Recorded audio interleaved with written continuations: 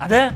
Короче. Voy. Sabr odam bo'lmading dey. Xullas odam bo'lish yo'lini topdim. Xo'sh, Bitta biznes qilaman. qanaqa? Fast food ochaman. Aha. Burgerni 3 burchak qilaman.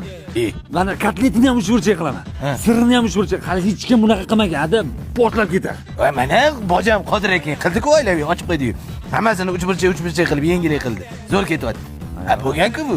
Короче, sen meni gapimga ishon ukam, soqqani tagida qolib ketdi. Nima gap? Ada, короче, bu aka bilan gaplashyapman. Soqqani tikkanini otdilar. Оборотni aylantiraman-da, senga bitta mashina beraman. Yo'q, yig'ishtir bu ishni. Bu ishing bo'lgan. Ani bo'lmaydi. Sen ham bo'lmag'ur o'ylamagin. Bo'lmaydimi? Bo'lmaydi. Bo'lgan-ku bu. To'g'rimi, aka? Aka? Короче, semichka ishlab chiqaraman. Agar odamlarga yoqsa, bodom qo'shaman, qandon pista qo'shaman, qurt qo'shaman. Takoy mashina qilib rivojlantiraman. Undan tushgan pulni 1%ni saraton bilan kasallangan bolalarga ajrataman. Gazlak chaqib o'tirsan-ku, mana. Xo'jani. Buni har xil mana bodomlisi bor, qandon pistaligi bor, mana qurtlari chiqdi, hammasi chiqdi. Jinni bo'lgan-ku bu. Mazza qilib o'tirsa, hozir bundan oshiq mazali narsa tayyorlamaysan sen. Bu ham bo'lgan ekan-da, ada.